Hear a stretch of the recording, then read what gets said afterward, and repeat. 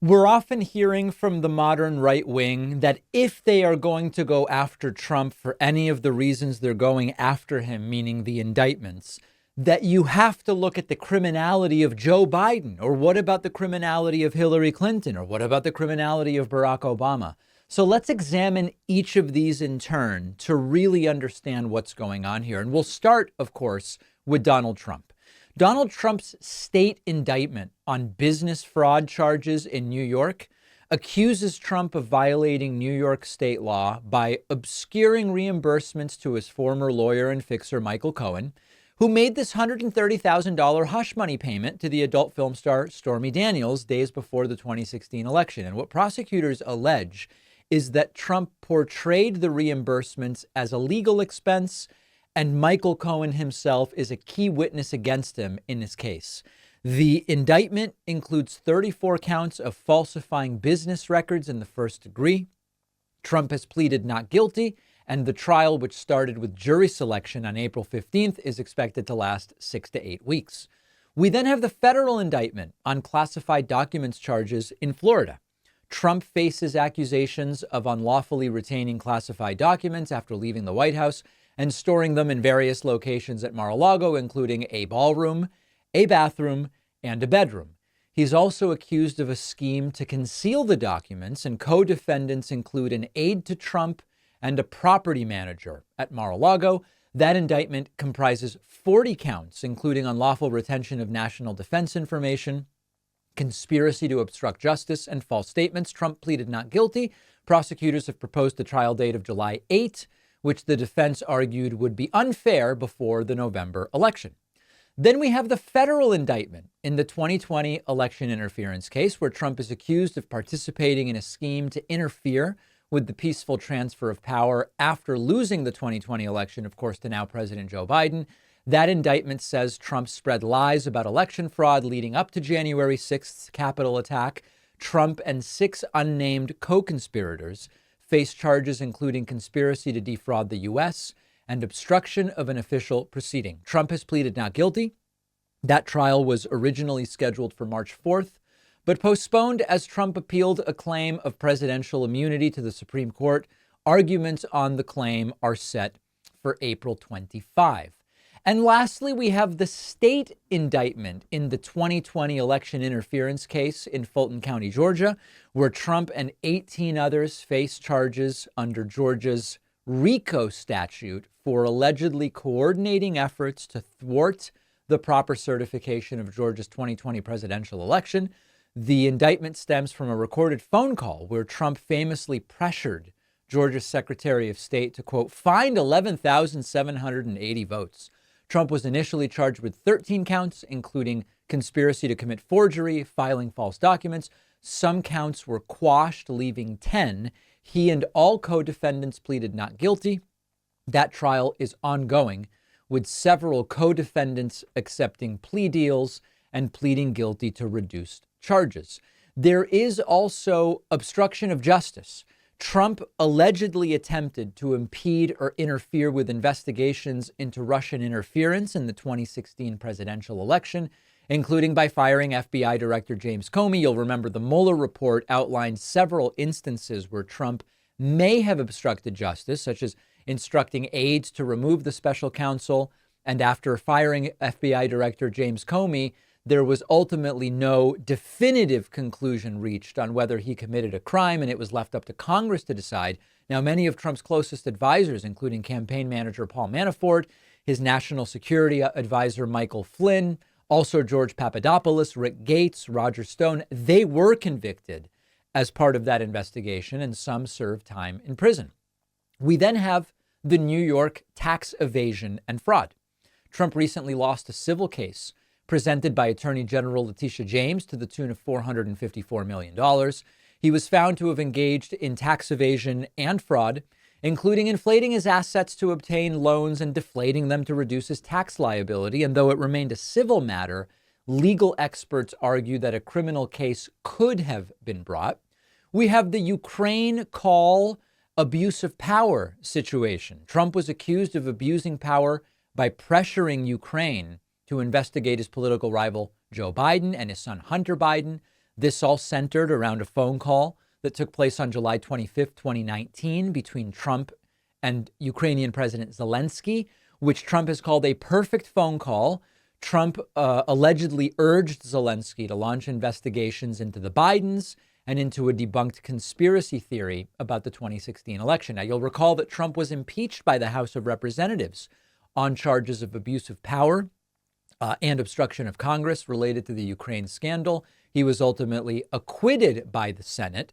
This was his first of two impeachments, the following one on after January 6th. We also have the sexual misconduct allegations, where numerous women have accused Trump of sexual misconduct, including harassment and assault, over a period of several decades. He recently lost an $83 million defamation case to E. Jean Carroll, stemming from those sexual assault accusations. Trump has denied all allegations of sexual misconduct. He has dismissed them as politically motivated attacks, with some cases settled out of court and others remaining unresolved. We also have the Trump University fraud. Accusations claim that Trump University, a for-profit real estate training program, defrauded students by making false promises of success and pressuring them to purchase expensive courses. Multiple lawsuits were filed against Trump University alleging fraud and deceptive business practices, and it ended up with Trump settling for $25 million in 2016 without admitting any wrongdoing. So those are the allegations and problems of Trump. Let's now talk about Joe Biden and the allegations against him. Ukraine corruption, to start with. Accusations suggest that Joe Biden, as vice president, pressured the Ukrainian government to fire a prosecutor, Viktor Shokin, who was investigating a company that his son Hunter Biden was involved in exchange for foreign aid. This has led to multiple investigations and fact-checking organizations, all of which have found no evidence of wrongdoing by Joe Biden. The prosecutor in question was widely seen as corrupt by the international community. Biden's actions were consistent with U.S. foreign policy objectives and supported by many Western governments and organizations. China corruption.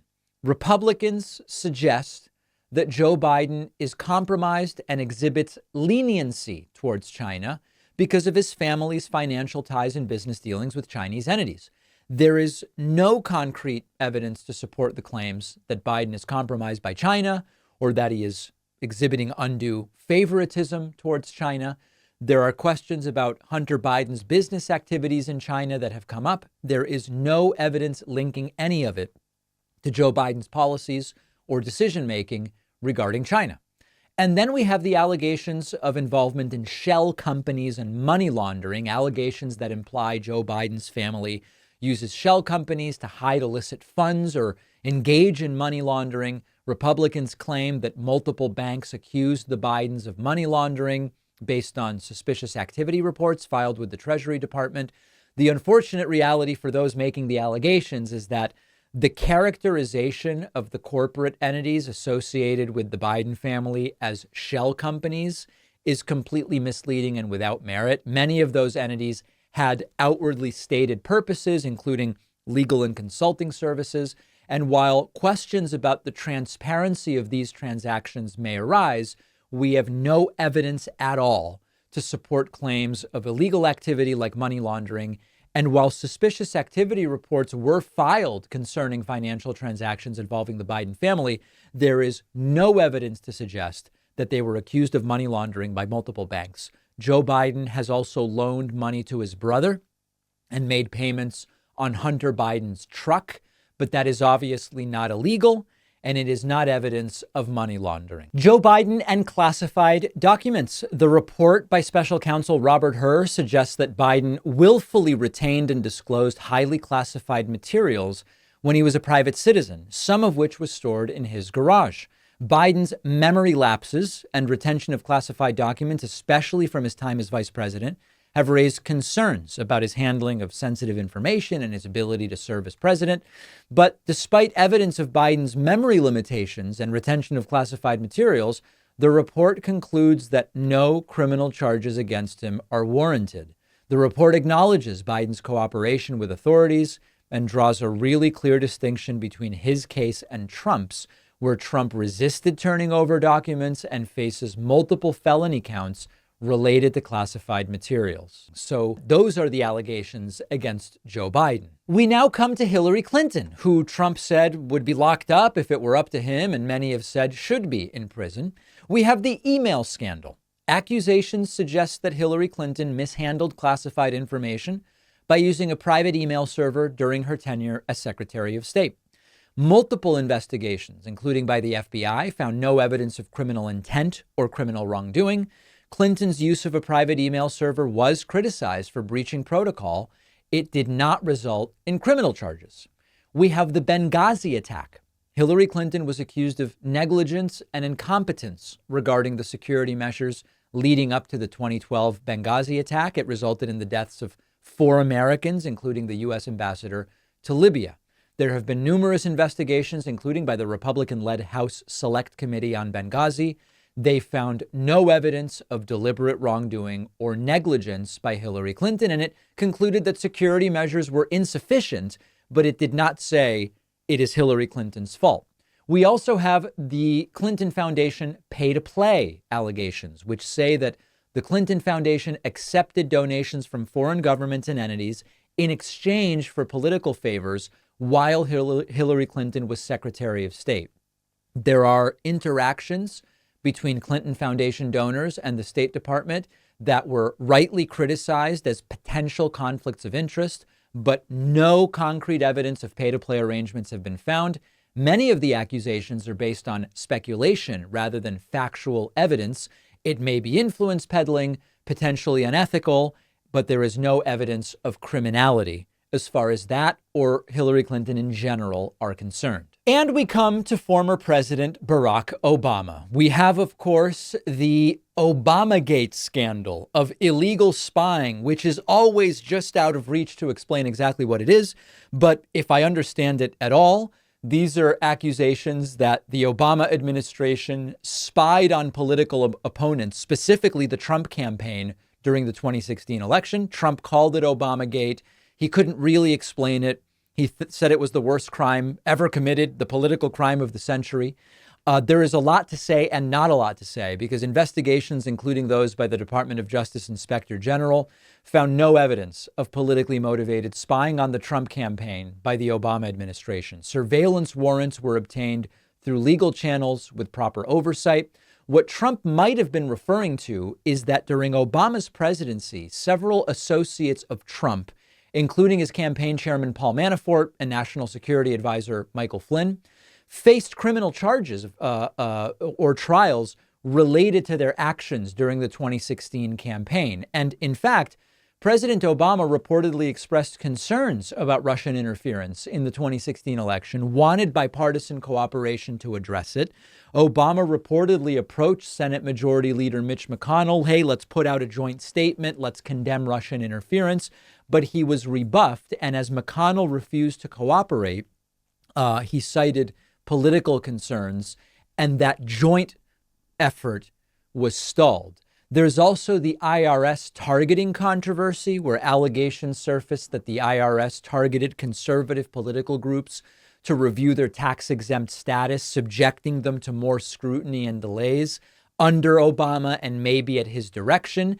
It is true that the IRS applied additional scrutiny to certain groups that wanted tax-exempt status, including those with terms like Tea Party or Patriot in the names.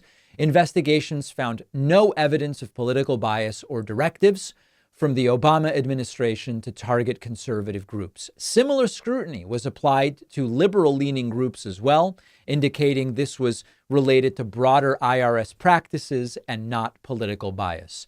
So who's the biggest criminal, if anyone? Those are the allegations and everything we know so far. It's up to you to be the judge. Did what Hillary Clinton, Barack Obama, and Joe Biden, what they were accused of or are accused of, does it rise to the level of what Trump is facing? And is there any evidence for it? Let me know what you think.